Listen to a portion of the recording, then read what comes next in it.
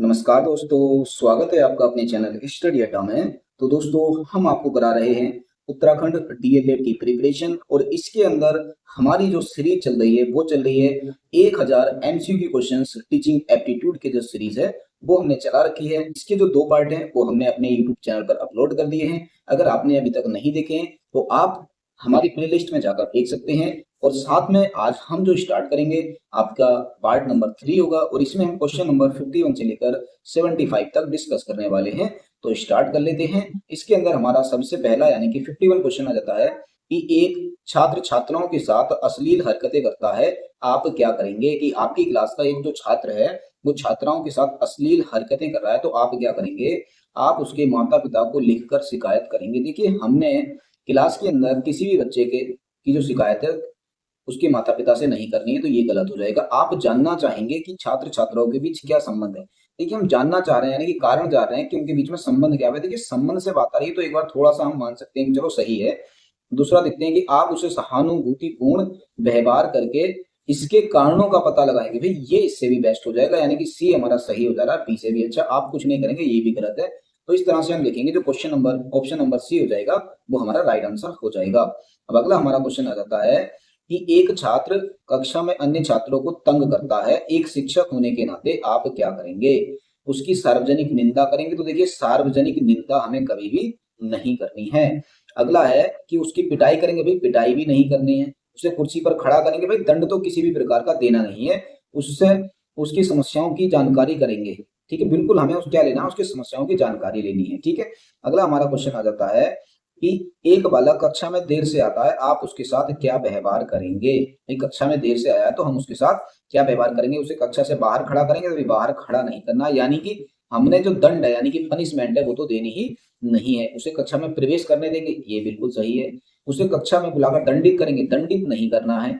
उसकी कठिनाइयों को जानने का प्रयास करेंगे, ये बिल्कुल सही हो जाएगा। अभी कक्षा में तो प्रवेश करने देंगे, यहाँ तो कोई मना नहीं कर सकते, परंतु हम सबसे पहले ये जानने की कोशिश करेंगे कि वो लेट आखिर आया क्यों है, देर से आने का कारण क्या है। हम उसकी कठिनाई को जान लेंगे तभी उसको प्रवेश देंगे। और ये इस तरह से हमारा ऑप्शन नंबर डी हो जाएगा राइट आंसर। अगला है कि शिक्षा व्यवसाय में लाभ की अपेक्षा अधिक हानियां हैं, क्या आप इससे सहमत हैं। यदि हाँ तो कारण बताइए। देखिए, शिक्षा जो व्यवसाय होता है उसके अंदर लाभ की अपेक्षा अधिक हानियां होती हैं। देखिए, ऐसा कहना उचित भी रहेगा और अनुचित भी रहेगा, क्योंकि देखिए जिन व्यक्तियों का जो सपना होता है कि भाई उनको टीचर बनना है, टीचर बन के बच्चों को पढ़ाना है, जिनके अंदर टीचिंग स्किल्स होती है, जिनको अच्छा लगता है, तो भाई उनके लिए तो कोई हानि नहीं है यहाँ पर। ठीक हो गया ना। परंतु फिर भी इसमें लाभ की अपेक्षा कुछ हानियां होती हैं, ये बिल्कुल सही बात है। तो ये करा, यदि हाँ तो कारण बताइए। इसमें अनुशासित जीवन व्यतीत करना पड़ता है, ये बिल्कुल सही है भाई। इसमें वेतन कम मिलता है। भाई, कम नहीं मिलता है, ठीक ठाक मिलता है। इसमें ट्यूशन करना पड़ता है, जो मनुष्य में हीनता उत्पन्न करता है। ट्यूशन व्यूशन नहीं करना पड़ता है। इस व्यवसाय में कोई अतिरिक्त आय नहीं होती है, ये बिल्कुल सही है कि भाई इसमें क्या होता है, कोई भी अतिरिक्त आय नहीं होती है। पहला भी गलत हो जाएगा, तो ऑप्शन नंबर डी ही इसका राइट आंसर हो जाएगा। अगला आ जाता है कि कुछ छात्र आपके विद्यालय में छात्र संघ बनाना चाहते हैं, बताइए आप क्या करेंगे। कि भाई छात्र संघ बनाना चाह रहे हैं कुछ छात्र, तो हम क्या करेंगे, उनको छात्र संघ नहीं बनाने देंगे। ऐसा गलत है कि बच्चे अगर चाह रहे हैं कि वह छात्र संघ बनाए तो उनको बनाने देंगे, मना नहीं करना है। उनको विद्यालय से निष्कासित करेंगे, नहीं, ये भी नहीं करना है। शांतिपूर्वक चुनाव कराकर छात्र संघ बनाने में पूर्ण सहयोग देंगे, ये बिल्कुल सही है। इस ओर उदासीन रहेंगे, ये भी गलत है। क्योंकि बच्चे अगर छात्र संघ बनाना चाह रहे हैं तो बना लो भाई। इसमें शिक्षक को भी क्या करना चाहिए, शांतिपूर्वक उनका चुनाव कराना चाहिए और उसमें पूरा का पूरा सहयोग करना चाहिए। अगला क्वेश्चन आ जाता है कि एक छात्रा कक्षा से भागकर प्रायः सिनेमा देखने चली जाती है, बताइए आप क्या करेंगे। उसके पिता को सूचित करेंगे, बिल्कुल गलत है कि हम उसके पिता को कभी भी सूचित नहीं करेंगे। अगला है, यह जानकारी प्राप्त करने का प्रयास करेंगे कि वह किस सिनेमा हॉल में सिनेमा देखने जाती है। भाई, ये भी नहीं करेंगे। ये जानने का प्रयास करेंगे कि वह किस छात्र या छात्रा के साथ सिनेमा देखने जाती है, ये भी नहीं करेंगे। उदासीन रहेंगे, ये भी नहीं करेंगे। यानी कि देखो यहाँ से क्या है, चारों के चारों गलत आ रहे हैं, पर हमने एक बिल्कुल सही निकालना है। तो हम किस टॉपिक पर सही निष्कर्ष निकाल पाएंगे। देखो, लिखा है एक छात्रा कक्षा से भागकर प्रायः सिनेमा देखने चली जाती है। देखिए, कक्षा से भागकर सिनेमा देखने जा रही है, तब हम क्या करेंगे, मान के चलो उदासीन रहेंगे तो ही तो गलत है भाई। ये जानने का प्रयास करेंगे वे किस छात्र या छात्रा के साथ सिनेमा जाती है, करेंगे जरूर, पर इसमें हम इतनी टेंशन नहीं पालेंगे कि किस सिनेमा हॉल में जाती है। भाई, ढूंढने तो नहीं जाएंगे किस सिनेमा हॉल में जा रही है, ये भी गलत है। उसके पिता को सूचित करेंगे, यहाँ पर ये बिल्कुल सही लग रहा है, क्योंकि देखिए ये औपचारिक के साथ साथ अनौपचारिक मामला भी आ गया है। दोनों यहाँ पर पहुंच जा रहे हैं, क्योंकि वो स्कूल से भागकर सिनेमा हॉल में जा रही है, यानी कि औपचारिक से अनौपचारिक दोनों हो रहा है। तो हमें क्या करना पड़ेगा कि उसके पिता को सूचित करना ही पड़ेगा, यानी कि उसके जितने भी फैमिली मेंबर हैं उनमें से किसी एक को सूचित करना ही पड़ेगा।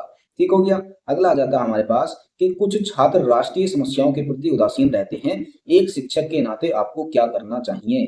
एक शिक्षक के नाते हमें क्या करना चाहिए, उनकी निंदा करेंगे? भाई निंदा नहीं करनी है। उनको नैतिक शिक्षा की पुस्तक पढ़ने को देंगे? भाई ऐसा ऐसा करने से उनके अंदर जो राष्ट्रीय समस्याएं हैं वो जागृत नहीं हो जाएंगी। उनकी शिकायत उनके माता पिता से करेंगे? ऐसा भी नहीं है। उनमें ऐसी जागरूकता उत्पन्न करेंगे कि वे राष्ट्रीय समस्याओं की जानकारी प्राप्त करें और उनके समाधान में अपना योगदान दें। यही बिल्कुल राइट निकल कर आ जाएगा। अगला क्वेश्चन है कि कक्षा के कुछ छात्र परीक्षा में अनुचित साधनों का प्रयोग करना चाहते हैं, आपको क्या करना चाहिए? हमें क्या करना चाहिए? चुप रहना चाहिए? बिल्कुल गलत है। उनकी सहायता करनी चाहिए? भाई अनुचित साधनों के प्रयोग में सहायता नहीं करनी है। अगला है कि यह प्रयास करना चाहिए कि छात्र परीक्षा में अनुचित साधनों का प्रयोग ना कर सकें। बिल्कुल सही लग रहा है कि भी हमें ये प्रयास करना चाहिए कि जो छात्र हैं वो परीक्षा के अंदर अनुचित साधनों का जो प्रयोग है वो बिल्कुल भी ना कर सकें। तो ऑप्शन नंबर सी हमारा राइट आंसर हो जाएगा। अगला आ जाता है कि कक्षा के कुछ छात्र समाज सेवा से जी चुराते हैं, कि हमारी कक्षा के कुछ छात्र क्या है वो समाज सेवा से जी चुराते हैं। तो एक शिक्षक होने के नाते आप क्या करेंगे? हमें क्या करना चाहिए? उनसे कुछ नहीं कहना चाहिए? गलत है। उनकी निंदा करनी चाहिए? निंदा नहीं करनी है। उनकी अपेक्षा करेंगे? बिल्कुल अपेक्षा करेंगे, सही लग रहा है। उनको शारीरिक श्रम करने की प्रेरणा देंगे? ये भी गलत है, यानी कि हम उनकी उपेक्षा करेंगे। तो ऑप्शन नंबर सी क्या हो जाएगा? इसका बिल्कुल राइट आंसर हो जाएगा।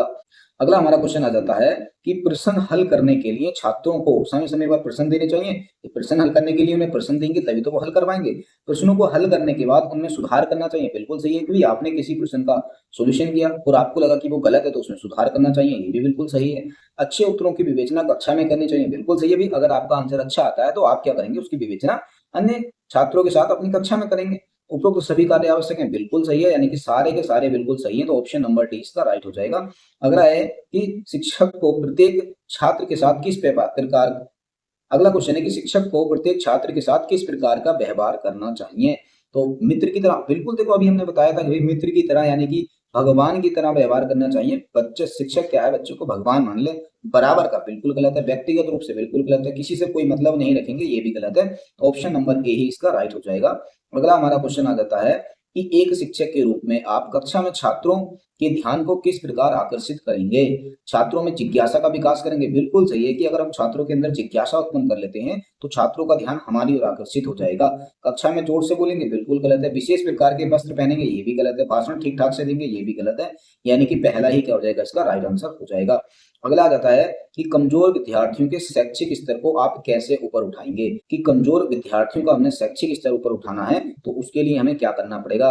प्रधानाध्यापक को सूचना देकर? बिल्कुल गलत। अभिभावकों को सूचना देकर? ये भी गलत है।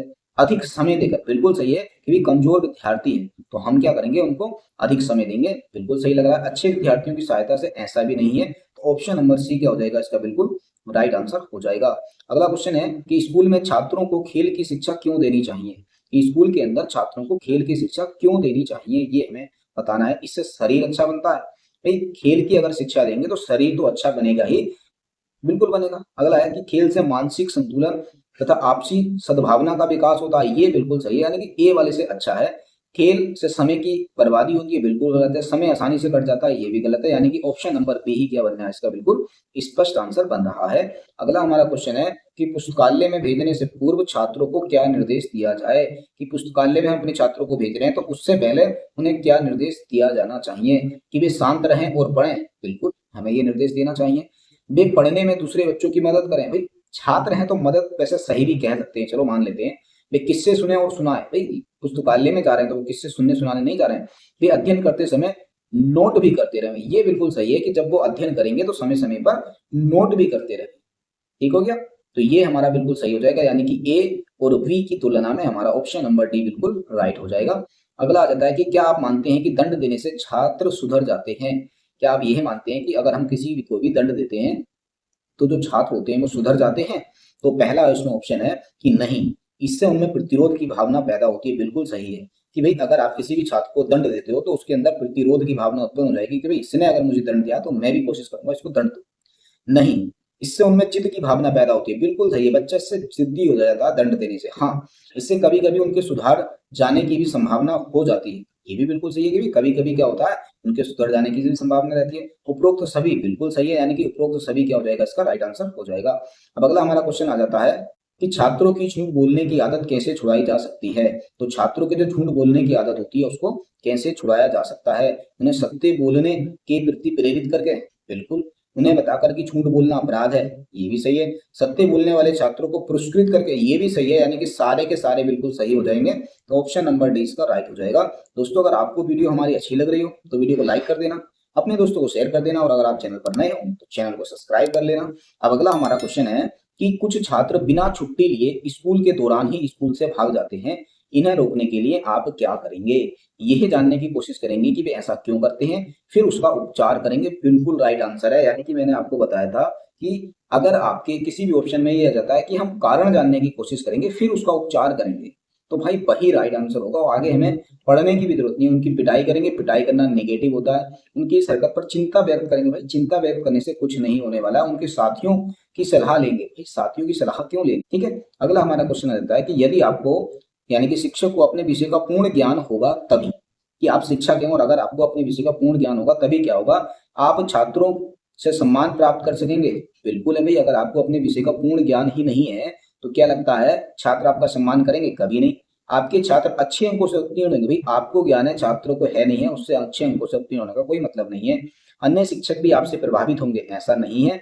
अन्य आप अपने छात्रों की सभी शंकाओं का समाधान कर सकेंगे, ऐसा भी नहीं है। यानी कि ऑप्शन नंबर ए ही क्या हो जाएगा, बिल्कुल राइट आंसर हो जाएगा।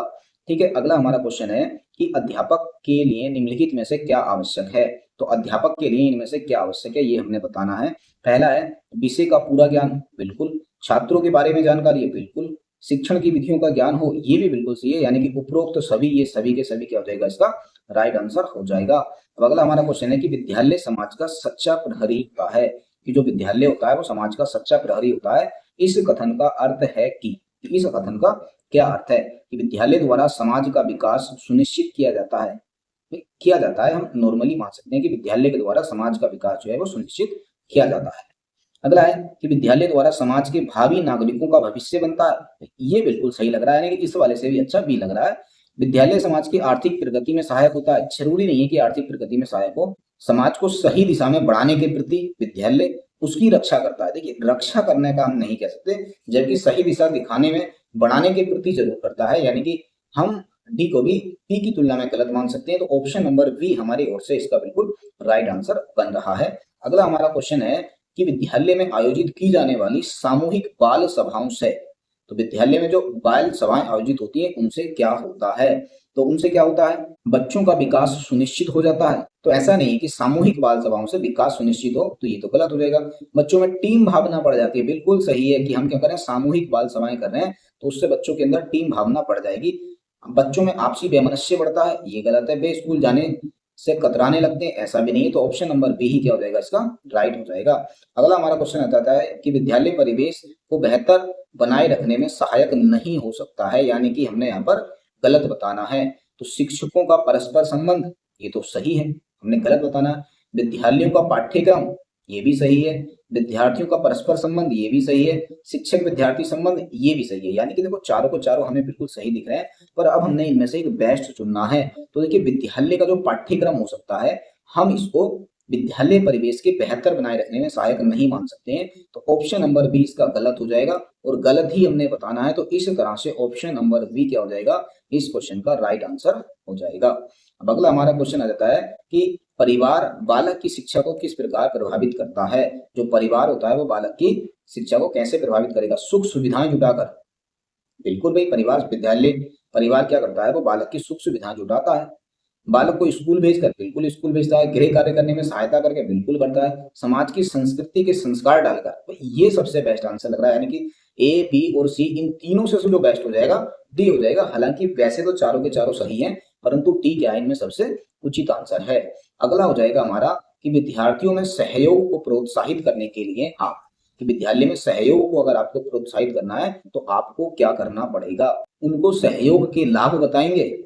तो विद्यालय में सहयोग को प्रोत्साहित करना है तो भी लाभ बताने पड़ेंगे, बिल्कुल सही है। समूह क्रियाएं करने के दोगे, समूह क्रियाएं करने को देंगे, ये भी बिल्कुल सही है। सहयोग पर उन्हें तस्वीर दिखाएंगे, देखिए तस्वीर दिखाने से नहीं बढ़ने वाला है, उन्हें रचनात्मक कार्य करने को दे देंगे, बिल्कुल सही है कि अगर हम बच्चों के अंदर रचनात्मक कार्य करने की जो क्षमता है वो विकसित कर देंगे तो उनके अंदर जो समूह क्रियाएं करने की क्षमता है वो भी विकसित हो जाएंगी और उनको सहयोग का जो लाभ है ऑटोमेटिक पता चल जाएगा। तो इस तरह से ऑप्शन नंबर डी क्या हो जाएगा, इसका बिल्कुल राइट आंसर हो जाएगा।